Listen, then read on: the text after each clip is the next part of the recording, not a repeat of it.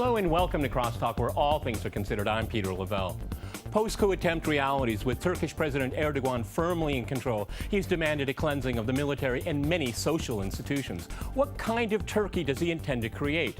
And will Turkey's foreign policy change?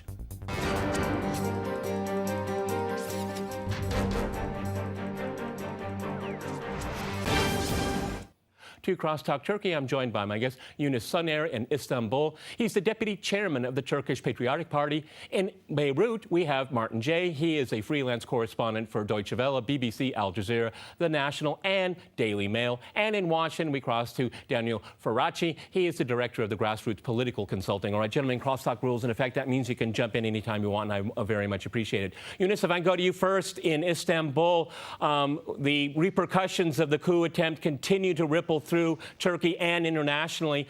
First and foremost, what kind of Turkey does Mr. Erdogan want to create? He has enormous amounts of power in his hands right now. There's nothing holding him back. What is he going to do? Go ahead. I don't think that he's in the mood to create a different Turkey right now. He has started a huge, he had started a huge fight against the Gülen movement before. And this fight now took the form of an armed conflict. In fact, the coup attempt was a kind of armed upheaval, if you will, by the Gülenist organization. So now, today in Turkey, the debate is not about a new society or a change, but it's about the Gülen organization. And much more than that, it's about the relations with the US, because this is now the highly, highly debated topic here. There is no social change going on.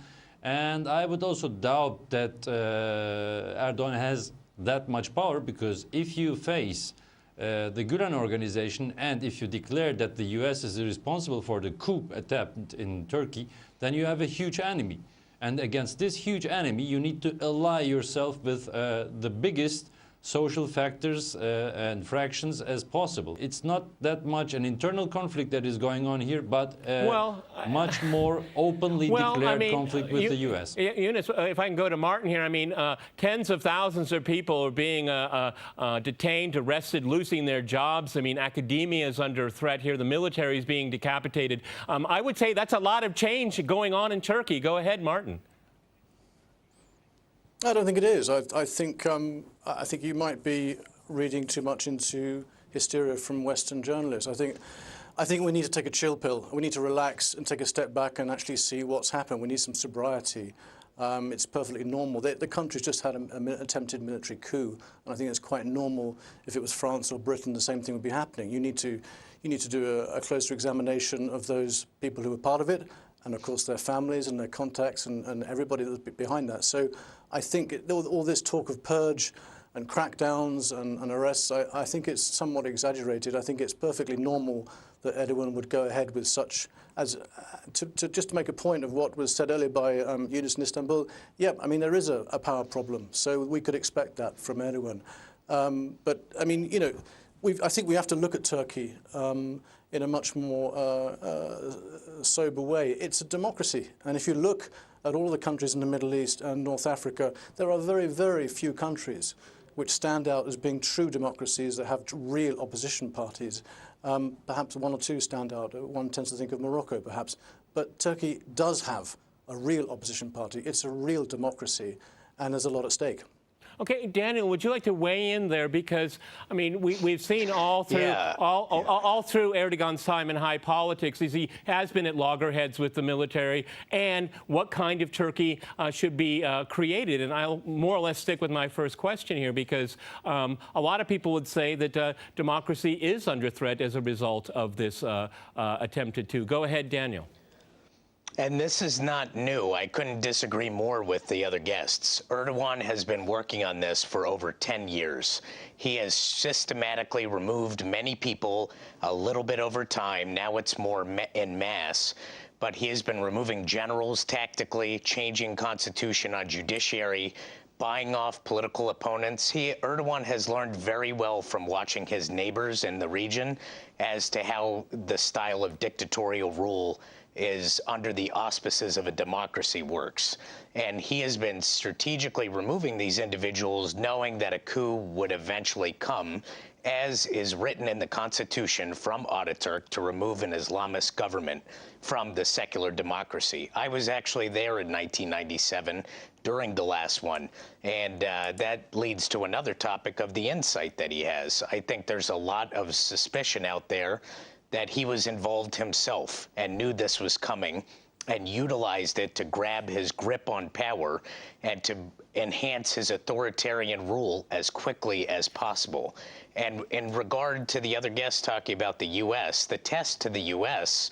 is being done around the world because we have a president that is completely checked out and is finished with democracy, international relations, and an abysmal foreign policy of the last 2 terms of his administration. But, you know, and everyone is seeing how far they can go until the next one comes. Peter, let's get some things right. Go ahead, here. jump in. Go ahead. That's the point of the program, Eunice. Go ahead.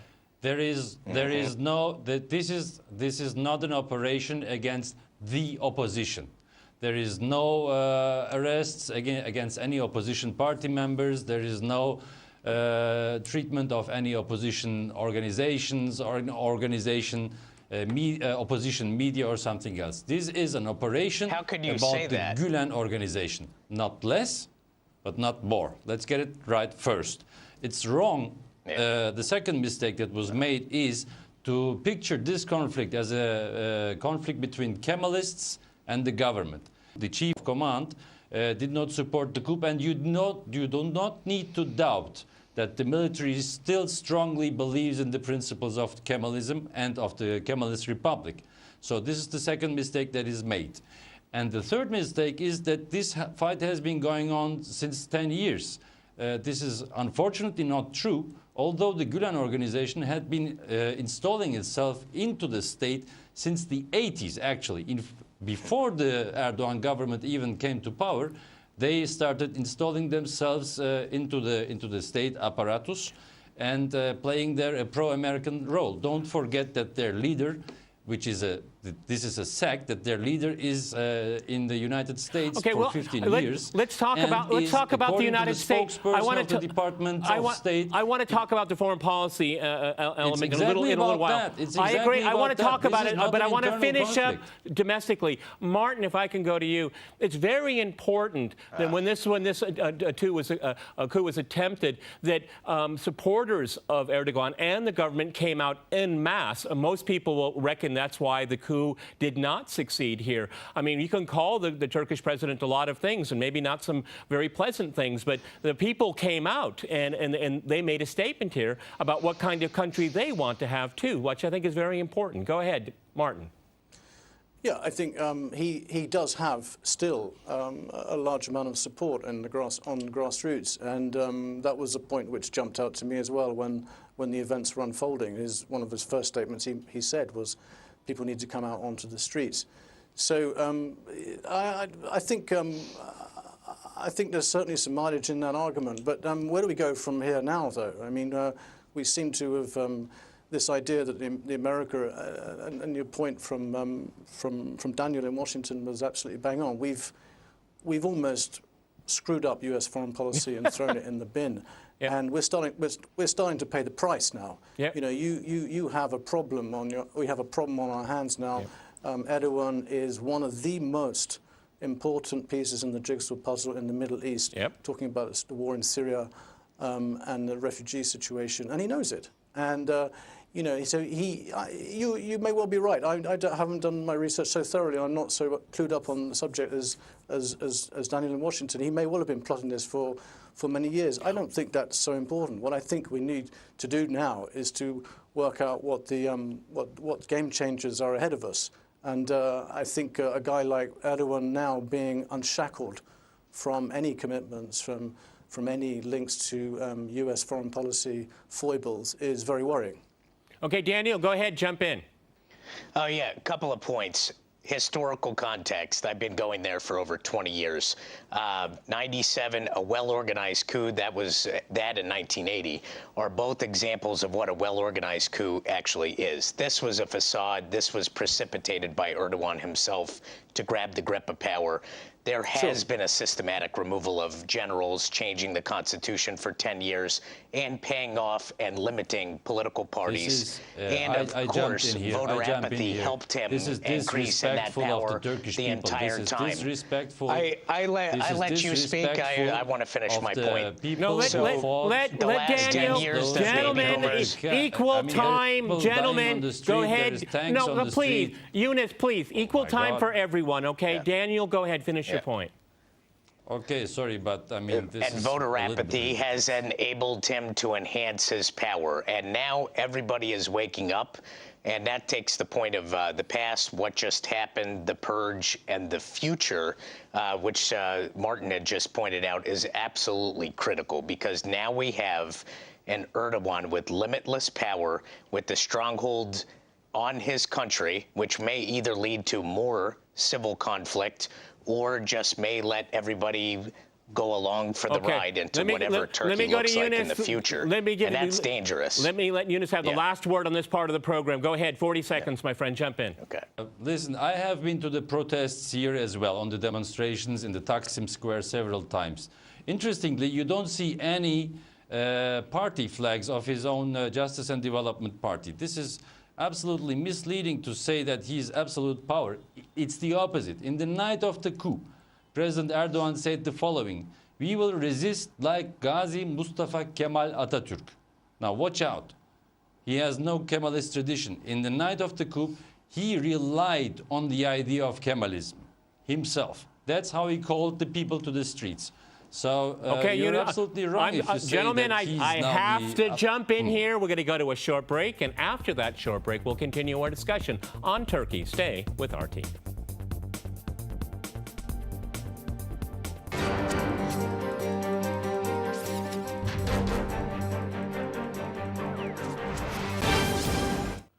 Okay, Martin, I'd like to go back to you. The international relations aspect of after this coup, attempted coup is quite fascinating here. We had Erdogan before the attempted coup sending out feelers about normalizing relations with Damascus, with Israel as well, and the overtures to Russia. And then we have the attempted coup. And then, of course, we have the European Union having some fiery words. And Secretary Kerry threatened NATO membership, but the State Department kind of stepped back from that 2 days later here. What is in play here? Because, you know, what we have is Erdogan has a lot of, actually more choices than I think his enemies had hoped for after this attempted coup. Go ahead. Yeah, he's spoiled for choice. And I think that's one of his aces, is that domestically he's on weak ground. And as Eunice said in Istanbul, he doesn't have so much support as perhaps people think he does. But internationally, that's where he has the edge. He's been playing a very, very clever game of poker with the European Union now for a few months, because the position he's in is so powerful to be right on the edge of Europe's borders, and to have that much control, to be the gatekeeper not only of potentially millions of Syrian refugees, but also terrorists as well. And now to take that arrangement even further, we played with this idea that possibly Turkey could have visa-free travel. That was flirted with by the European Union, and also the idea, I think more fantastic idea of EU membership one day. I wrote in an editorial a few weeks ago that both of those ideas floated by Brussels would be nonsense. It would never happen. And I think that's what we're looking at now. I think what's happened with the coup situation is that we now the cat is out of the bag. And this idea of Turkey accession now has been exposed. You've got Erdogan standing off with the European Union officials, and both people are looking at each other and saying, well, you weren't serious about it, were you? And the other one's saying, well, you weren't serious either. So Erdogan was actually very smart. He realized from a very, very early point in negotiations that the EU was not serious at all about neither accession nor visa-free travel. So he's now got everything to play for. He didn't get what he wanted from the Europeans. He didn't get what he wanted from America, which was a much more robust, much more hands-on policy from Obama. He wanted a buffer zone within Syria so he could hit back at Kurdish positions and take a much stronger position there. So what we've got now is we've got a wildcat. And he has been very cleverly repositioning himself in the last few months with various regional leaders, from Saudi Arabia to Iran, And everybody seems to be looking at him as this super diplomat in the region, somebody who can cultivate relations with just about anybody and everybody. And that's going to help him in the future carve out a better deal for Turkey. You know, Daniel, one of the things I think it was a few weeks ago when they showed American advisors in Syria wearing Kurdish insignia, which, of course, the government in Turkey went ballistic over, because this is their greatest nightmare, is a Kurdish state on their border, which the United States has been working with the Kurds. And, you know, and we can talk about the Kurdish issue on a separate program here, but, you know, from Erdogan's position, the United States is not doing anything to secure Turkey's security as a NATO member. And I think this played into his diplomatic thinking. Go ahead, Daniel. Yeah, I'll agree with that. I mean, he has tried to equate the YPG in the Syrian conflict to the PKK the whole time. Wants to hit them, also has had, you know, over 30 years of bad blood with Syria and the Assad government as well, and has utilized this to train, fund, and equip al-Nusra and ISIL in cooperation with the U.S. and NATO. Yep. And so, yeah, once this optically didn't look so good for him back home, even though now there are millions of Kurds living in Turkey that he should be working to incorporate into society, and instead is ostracizing them, yes, he utilized this. And Martin made an interesting point.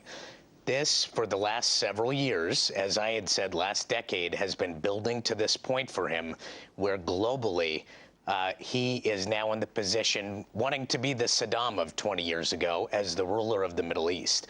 And now he has the U.S., NATO, and the EU basically to, as long as he cooperates on Syria, basically they're going to let him do what he wants. And now he has the energy relationship that is a critical corridor for Russia, and the Middle East, the hand he can have in Israel, and tensions between that and Jordan is so monumental and significant, on top of the fresh water flow from southeast Anatolia into Syria, that he has all the cards on the table, and he has a few months left, 4 to 5 months, to where he could really test it before we swear in a new president here in the United States. So this is a very dangerous situation that gives too much autonomy to Erdogan in the region. Okay, Yunus in Istanbul, would you reflect upon that? I mean, how could, because we've just heard here from our other two guests that there's so many different variants now that Turkey could pursue if it wants to. It will be courted by a number of partners out there. I mean, but specifically, I think it's what's most important here. What is going to be Turkey's policy vis-a-vis Syria, or will it change at all? Go ahead. But starting with that, it will change. I personally, as a representative of the Patriotic Party, had meetings with the government, with government representatives before the coup, and I received a clear sign of the will to re-establish diplomatic ties with Damascus and as well as with Cairo as well. So I think this will be taken up again when things are a little bit established. And I think the reconciliation with Russia will help here as well. Now, let's get this right. Gentlemen, there is a revolution going on here. And this revolution is at least regional, if not global. Turkey is slowly leaving the Atlantic system. That's what's happening. This is a matter of Turkey's security interests. This is a matter of Turkey's economical interests. Our biggest trade partners are China, Russia, and Germany. This is a matter of culture. The United States is here not really present. So Turkey is slowly moving away from the Atlantic system, and that's what the basic reason why this coup happened. And that's also the basic reason why they in the NATO are so much in panic. This is much broader, much bigger than Erdogan. This is a tectonic movement. I agree. This will affect Turkish-Syrian relations, Turkish-Chinese, Turkish-Russia, Iran, and so on. This will change the world. Martin, if I can go to you in Beirut here. Let me go to Beirut here. I think Yunus. Go ahead, Martin. Yunus is on the money. Yeah, he's absolutely right. And I think the West needs to wake up to the realities of what we're looking at ahead now. I mean, it's quite extraordinary that what's happened in the last few weeks with improving relations with Israel, and then very smartly improving and restoring relations with Moscow. I mean, the Russians there where you are, Peter, must be salivating. They must be licking their lips and looking at Turkey and thinking, this is what we've been waiting for all these years. For the first time in God knows how many years, we can actually bring in a Sunni Middle Eastern country, not Arab, of course, into our fold and really show NATO how weak it is and how that Turkey now working closely Martin, with. I'd like to jump in here. I mean, let's reflect. Let me reflect upon this, gentlemen. Hang on. Eunice, please hang on. You know, Martin, I think it's very interesting is that a few weeks ago there was the NATO summit in Warsaw, and Russia's the great aggressor, the whole reason for NATO to exist and all that. And then you have this with Erdogan. I mean, you know, NATO really must. It looks very silly right now. Okay. It looks very, very. I mean, even Greece, not the best friend of Turkey, you know, needless to say, they call Russia a strategic partner. I'm agreeing with Eunice here. Is that I mean, I think the whole North Atlantic, Atlanticist view for the world, for Turkey and the region, it is dissipating. It's falling through their hands like sand, and it's becoming very obvious. Go ahead, Martin, if you want to reflect on that. It's going to get worse. It's going to get a lot worse when the next step, and I would guess the next step is to move the relations from just rhetoric with Damascus to actually a proper relationship of sorts. I mean, Erdogan desperately needs to nail the Kurdish situation, and no one's helping him with that. And it's just absolutely reasonable to turn to the Russians, and it'll be Moscow who brokers the deal. I don't believe Erdogan's. Whatever he called President Assad the other day. I think yesterday he used some derisive tone. I think that's all for the cameras. I think the next thing we'll be looking at is a deal with Assad. And then where does that place NATO? Where does that place the Americans? Where does that place the whole security of the entire region when we've gone from a situation of really turning around 180 degrees.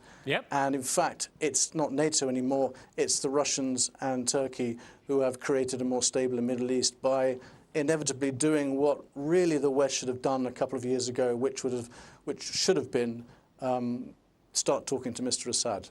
Okay, Daniel, would you agree with that? Because it seems to me that's much more logical because all of the players that Martin just mentioned here have a vested interest in resolving that conflict. Washington never has. Go ahead, Daniel.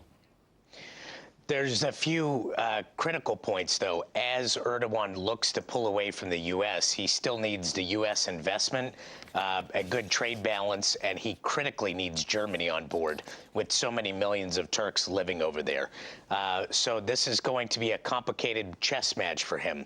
In relation to Russia, it's extremely wise, with all the investment Russia already has in Turkey, for him to cause that situation to calm down and have normalized relations on top of back and forth energy investments, the Bosphorus being a critical corridor for gas, etc.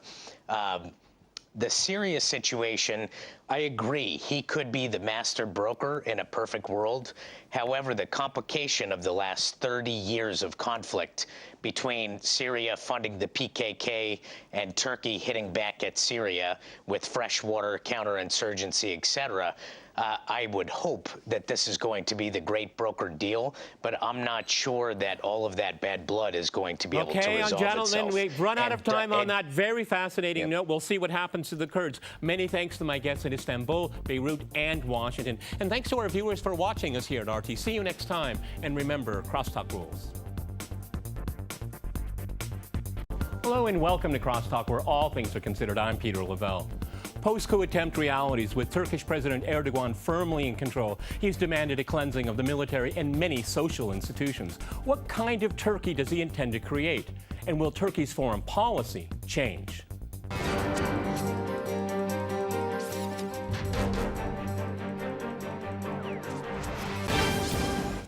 To CrossTalk Turkey, I'm joined by my guest, Yunus Soner in Istanbul. He's the deputy chairman of the Turkish Patriotic Party. In Beirut, we have Martin Jay. He is a freelance correspondent for Deutsche Welle, BBC, Al Jazeera, The National, and Daily Mail. And in Washington, we cross to Daniel Faraci. He is the director of the Grassroots Political Consulting. All right, gentlemen, CrossTalk rules in effect. And of course, their families and their contacts and everybody that's behind that. So I think all this talk of purge crackdowns and arrests, I think it's somewhat exaggerated. I think it's perfectly normal that Erdogan would go ahead with such, just to make a point of what was said earlier by Yunus in Istanbul. Yeah, I mean, there is a power problem, so we could expect that from Erdogan.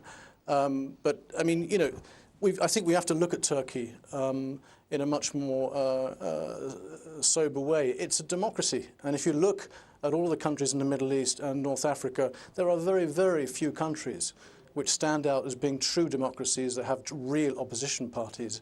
Perhaps one or two stand out. One tends to think of Morocco, perhaps. That means you can jump in anytime you want, and I very much appreciate it. Yunus, if I go to you first, in Istanbul, the repercussions of the coup attempt continue to ripple through Turkey and internationally.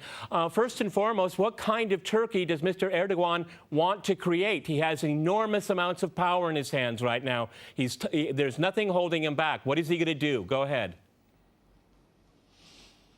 I don't think that he's in the mood to create a different Turkey right now. He has started a huge, he had started a huge fight against the Gülen movement before, and this fight now took the form of an armed conflict. In fact, the coup attempt was a kind of armed upheaval, if you will, by the Gülenists, much more openly declared conflict with the U.S. Yunus, if I can go to Martin here, I mean, tens of thousands of people are being detained, arrested, losing their jobs. I mean, academia is under threat here. The military is being decapitated. I would say that's a lot of change going on in Turkey. Go ahead, Martin.